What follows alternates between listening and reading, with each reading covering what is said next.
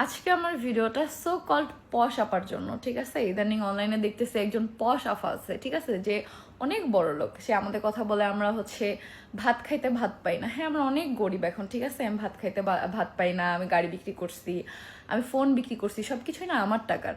হ্যাঁ, আর এগুলো কেন বিক্রি করতে হয়েছে? যখন বিলাসিতা করছি তুইও আমাদের সাথে ছিলি, তোর ফ্যামিলি শুদ্ধা, ঠিক আছে? এই যে টাকাটা যখন নিছে তখন খুব সুন্দর ভালো ব্যবহার করে নিছে।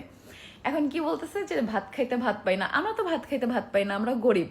আপনি তো সো কল্ড পশ আফা, আপনি বোনকে নিয়ে ট্যুরে যান, বোনকে আইফোন কিনে দেন, অথচ আপনার বাচ্চা ল্যাংটা থাকে বাসায়, একটা ডাইপার কেনার টাকা আপনার হয় না, বাসায় একটা এসি লাগানোর টাকা হয় না, যে সুন্দর নাদুস নুদুস বাচ্চাটা শুকায়া হ্যাংলা হয়ে গেছে, এত সুন্দর বাচ্চাটা কালো হয়ে গেছে, যে এখন ও এত কালো হয় নাই, ও জন্মের পরে আমাদের কাছে যখন ছিল। যে মানুষ বলে যে সর্বপ্রথম হচ্ছে আমি ইনকাম করে আমার বাচ্চার জন্য কিস্তিতে হলো, হ্যাঁ, কিস্তিতে হলেও একটা এসি কিনবে। হ্যাঁ, সেখানে বোনকে আইফোন কিনে দিতে পারো, যাই হোক, এটা তোর পার্সোনাল ব্যাপার, তোর মতো পার্সোনাল ব্যাপারে কথা বলার ইচ্ছা আমার নাই। কথাটা এই জন্য উঠানো যে সে আজকে লাইভে এসে বলছে যে ভাত খাইতে ভাত পাস না, বইলা দে, আমাকে টাকা দিতে পারবি না। আচ্ছা, আপনি তো এত বড় লোক আপা, আমরা তো ভাত খাইতে ভাত পাই না, আমরা না খেয়ে থাকতেছি, ঠিক আছে? আমরা রাস্তায় থাকতেছি, আমাদের বাসাও নাই, ফোনও নাই, এই যে ভিডিও করতেছি অন্যের ফোন ধার কইরা। তো আপনার তো এত টাকা পয়সা, তাহলে কেন বাচ্চার এই সামান্য খরচের জন্য আপনার থানায় যাইতে হয়েছে, কমপ্লেন করতে হয়েছে যে বাচ্চার খরচটা আমাদের থেকে নিতে হবে?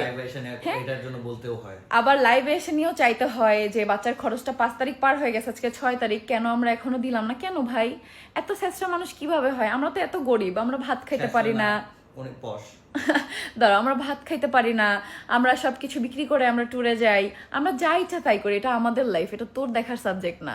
তুই আমাদের সাথে যে বিলাসিতা করে গেছো সেই ঋণ এখনো আমি টানতেছি, যেটা আলহামদুলিল্লাহ 50% শেষ। তুই আমরা ভালো করে চিনোস যে এই ঋণ দিতে আমার আর কতদিন লাগবে। কিন্তু কথা হচ্ছে যেখানে আয়াসের বাপের কোনো ইনকাম নাই, সেটা তুই ভালো করে জানোস যে ও অসুস্থ, ওর বিজনেস নাই, বন্ধ, আমি ইনকাম করতেছি। তোর যদি আমার থেকে খরচ নিতে হয় তো লাইভে এসে বলতে হবে যে হ্যাঁ তিশা, আমি তোর থেকে আয়াসের খরচ চাই, ঠিক আছে? তুই না খুব বড় কথা বলছিস, আমি আয়াসের কেউ না, তাহলে আমি কেন আয়াসের খরচ দিব?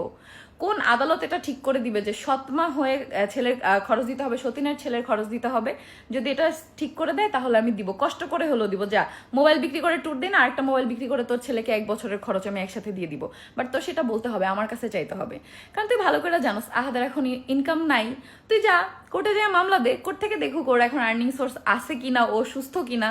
ও তো অসুস্থ, সেটা তুইও জানো, ও মানসিক ভাবে অসুস্থ, ওর কোনো ইনকাম সোর্স এখন নাই, আমি ইনকাম করতেছি। কিভাবে? ও তো এগুলো এখন হচ্ছে গিয়ে পাবলিসিটির দরকার নাই, এই কারণে জিনেরটা আমরা প্রমোশন করি সবকিছু, মানে মিথ্যাবাদীর একটা লিমিট থাকে, জঘন্যতম মিথ্যাবাদী। দাঁড়াও আমি বলতেছি।